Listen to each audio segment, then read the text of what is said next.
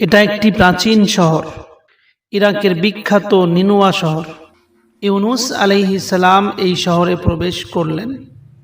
শহরবাসীকে বললেন, তোমরা মূর্তি পূজা ছেড়ে দাও এবং আল্লাহর ইবাদত করা শুরু করো। শহরবাসীরা ইউনুস আলাইহিস সালামের কথা অমান্য করলেন, যার কারণে ইউনুস আলাইহিস সালাম রাগ অভিমানে শহর ছেড়ে দিয়ে একটি নৌকাতে উঠলেন। তারপর শুরু হইল ইউনুস আলাইহিস সালামের ভয়ানক পরীক্ষা, যা শুনে আপনার হৃদয় কেঁপে উঠবে। প্রিয় দর্শক, হযরত ইউনুস আলাইহিস সালাম ছিলেন আল্লাহর প্রেরিত একজন মহান নবী। আল্লাহ রাব্বুল আলামিন ইউনুস আলাইহিস সালামকে পাঠিয়েছিলেন এই নিনুয়া নামক অঞ্চলে। এই অঞ্চলের মানুষগুলো ছিল মূর্তি পূজায় লিপ্ত, অন্যায়, জুলুম ও পাপাচারে ডুবে থাকা এক সম্প্রদায়। আল্লাহ সুবহানাহু ওয়া তাআলা ইউনুস আলাইহিস সালামকে আদেশ দিলেন, হে ইউনুস, তুমি আমার বান্দাদের সতর্ক করো। আমার বান্দারা যদি ফিরে না আসে তবে তাদের উপর কঠিন শাস্তি দেওয়া হবে। ইউনুস আলাইহিস সালাম দিনের পর দিন, রাতের পর রাত নিজের সম্প্রদায়কে আল্লাহর দিকে ডাকতে থাকলেন। ইউনুস আলাইহিস সালাম বললেন, হে আমার সম্প্রদায়, একমাত্র আল্লাহর ইবাদত করো, আল্লাহ ছাড়া কোনো উপাস্য নেই। মূর্তি পূজা করো না, মূর্তি তোমাদের কোনো উপকার করতে পারবে না। কিন্তু ইউনুস আলাইহিস সালামের সম্প্রদায় ইউনুস আলাইহিস সালামকে উপহাস করল। ইউনুস আলাইহিস সালামের এই সমস্ত কথা শুনে তাকে মিথ্যাবাদী বলল। ইউনুস আলাইহিস সালামের কথা শুনে ইউনুস আলাইহিস সালামের সম্প্রদায় হাসি ঠাট্টা করতে লাগল। তবুও ইউনুস আলাইহিস সালাম কাজ করেই চলেছেন। সম্প্রদায়কে বিভিন্নভাবে বিভিন্ন দিক দিয়ে বোঝাচ্ছিলেন। অনেক বছর ধরে ইউনুস আলাইহিস সালাম ধৈর্য ধরে তাবলীগের কাজ করে যাইতেছিলেন। অনেক বছর হয়ে গেল, কিন্তু কোনো কাজ হইল না। ইউনুস আলাইহিস সালামের সম্প্রদায়ের মধ্যে কেউ ঈমান নিয়ে আসলো না, কেউ ইউনুস আলাইহিস সালামের কথা মেনে নিল না, কেউ ইউনুস আলাইহিস সালামের কথা অনুযায়ী আল্লাহ রাব্বুল আলামিনকে স্বীকার করল না। অবশেষে নৈরাশ হয়ে একদিন ইউনুস আলাইহিস সালামের মনে কষ্ট জমে উঠল। ইউনুস আলাইহিস সালাম মনের কষ্ট নিয়ে বললেন, আমার সম্প্রদায় আর কোনোদিন মনে হয় ঈমান আনবে না। এরপর ইউনুস আলাইহিস সালাম আল্লাহর সুস্পষ্ট অনুমতি ছাড়াই সেই শহর নিনওয়া ত্যাগ করে চলে গেলেন। প্রিয় দর্শক, নবীরা গুনাহ করেন না, একথা আপনারা অবশ্যই জানেন, কিন্তু আল্লাহর অনুমতির অপেক্ষা না করা ছিল তার জন্য একটি পরীক্ষার কারণ। এরপর ইউনুস আলাইহিস সালাম উঠে পড়লেন এক জাহাজে।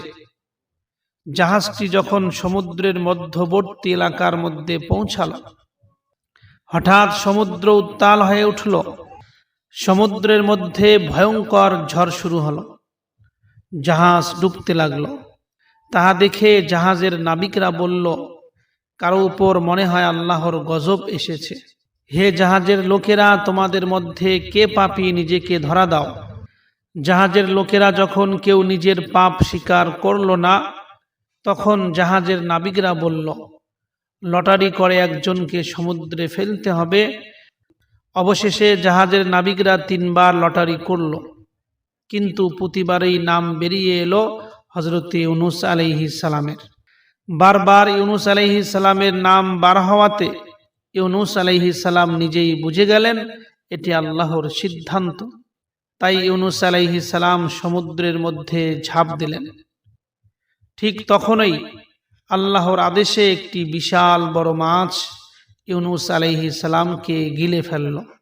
প্রিয় দর্শক, ইউনুস আলাইহিস সালামকে তো বিশাল বড় মাছ গিলে ফেলল, কিন্তু মাছ তার শরীর নষ্ট করেনি। ইউনুস আলাইহিস সালামের হাড় ভেঙে যায়নি। ইউনুস আলাইহিস সালাম সেখানে মারাও যাননি, বরং ইউনুস আলাইহিস সালাম জীবিত অবস্থায় মাছের পেটের অন্ধকারে ছিলেন।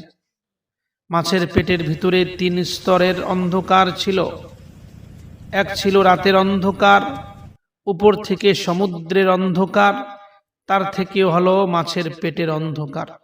সেই অন্ধকারে বসে ইউনুস আলাইহিস সালাম আল্লাহ রাব্বুল আলামিনের কাছে কান্না করতে করতে বললেন, লা ইলাহা ইল্লা আনতা সুবহানাকা ইন্নী কুনতু মিনাজ জালিমিন। হে আল্লাহ, তুমি ছাড়া কোনো উপাস্য নেই, তুমি পবিত্র, নিশ্চয়ই আমি নিজের উপর জুলুম করেছি। এই দোয়া এত প্রিয় যে আজও এটি বিপদ থেকে মুক্তির সব থেকে বড় কারুকার্যপূর্ণ দোয়া। আল্লাহ সুবহানাহু তাআলা ইউনুস আলাইহিস সালামের এই দোয়া কবুল করলেন। আল্লাহ তাআলা ইউনুস আলাইহিস সালামের দোয়া কবুল করে মাছকে আদেশ করলেন, হে মাছ, ইউনুস আলাইহিস সালামকে উপকূলে ছেড়ে দাও। আর মাছ ইউনুস আলাইহিস সালামকে অক্ষত শরীরে সমুদ্রের তীরে বার করে দিল। ইউনুস আলাইহিস সালাম দুর্বল শরীরে সমুদ্র তীরে পড়ে রইলেন।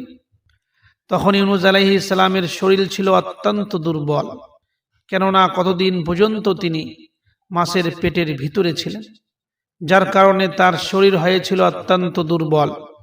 আল্লাহ সুবহানাহু তাআলা ইউনুস আলাইহিস সালামের জন্য সমুদ্র তীরের মধ্যে একটি লাউ গাছ জন্মালেন। এই লাউ গাছ ইউনুস আলাইহিস সালামের ছায়া, খাবার এবং আরোগ্যের জন্য কাজ করতে লাগলো। অন্যদিকে ইউনুস আলাইহিস সালাম চলে যাওয়ার পর নিনুয়া অঞ্চলের মানুষ দেখলো আকাশ কালো হয়ে আসছে, মনে হয় তাদের উপরে আল্লাহ তাআলার আযাব নেমে আসছে। কেননা ইউনুস আলাইহিস সালাম তাদেরকে বলেছিলেন, যদি তোমরা আল্লাহকে না মানো তাহলে তোমাদের উপরে আযাব আসবে।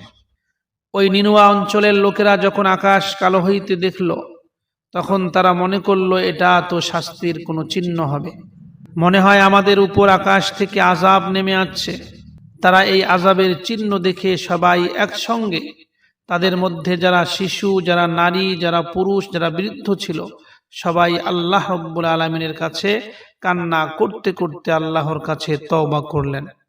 প্রিয় দর্শক, পবিত্র কোরআনে একমাত্র এই জাতির কথা বলা হয়েছে যারা শাস্তি আসার আগেই তওবা করে রক্ষা পেয়েছিল। আল্লাহ তাআলা তাদের তওবা কবুল করে শাস্তি তুলে নিলেন, আর ইউনুস আলাইহিস সালামের সম্প্রদায় বেঁচে গেল আল্লাহর শাস্তি থেকে। প্রিয় দর্শক, এই কাহিনী আমাদের শিখিয়ে গেছে যে নবীরাও আল্লাহর পরীক্ষার মুখোমুখি হন, আল্লাহর অনুমতি ছাড়া কোনো সিদ্ধান্ত নেওয়া উচিত নয়। হতাশ হওয়া মুমিনের কাজ নয়, তওবার দরজা সব সময় খোলা আছে। আল্লাহ চাইলে অন্ধকারই নূর হয়ে যায়। প্রিয় দর্শক, এই জন্য আমাদের এটা বোঝা উচিত হবে না যে ইউনুস আলাইহিস সালামকে যে মাছ গিলে নিয়েছিল এটা কোনো ইউনুস আলাইহিস সালামের উপরে শাস্তি না, বরং এটা ইউনুস আলাইহিস সালামের জন্য একটা পরীক্ষা। আল্লাহ রাব্বুল আলামিন যেরকম সাধারণ মানুষের কাছ থেকে পরীক্ষা নেন, ঠিক একইভাবে নবীদের কাছ থেকেও পরীক্ষা নেন। বরং সাধারণ মানুষের থেকে নবীদের পরীক্ষা আরো অনেক বড় হয়ে থাকে। মুমিনের উপরে যতই কষ্ট আসুক না কেন, যতই মুসিবত আসুক না কেন, আমাদের নৈরাশ হওয়া একেবারেই উচিত নয়। আল্লাহ রাব্বুল আলামিন বলেই দিয়েছেন যে হে মুমিনেরা, তোমরা কখনো নৈরাশ এবং হতাশ হইও না। আজকে আমাদের উপরে কষ্ট আছে, কালকে আমাদের উপরে অবশ্যই শান্তি আসবে। যে কোনো মুহূর্তে, যে কোনো অবস্থায়, যত বড় কঠিন গুনাহ হোক না কেন, আমরা কখনো তওবা থেকে পিছিয়ে থাকব না। আল্লাহ রাব্বুল আলামিন তওবার দরজা সব সময় খুলে রেখেছেন। তওবা করলে আল্লাহ রাব্বুল আলামিন অবশ্যই বান্দাকে মাফ করে দেয়। আল্লাহ রাব্বুল আলামিনের কাছে কোনো জিনিসের ক্ষমতার বাইরে নয়। আল্লাহ রাব্বুল আলামিন যাহা চান সব কিছুই করতে পারেন। যে কোনো কাজ যেটাকে আমরা অসম্ভব মনে করি, আল্লাহ রাব্বুল আলামিনের কাছে কোনো কাজ অসম্ভব নয়। এই জন্য আল্লাহ রাব্বুল আলামিনের কুদরতের উপরে বিশ্বাস করে আমরা সর্বসময় আল্লাহ রাব্বুল আলামিনের আশ্রয় গ্রহণ করব ইনশাআল্লাহ।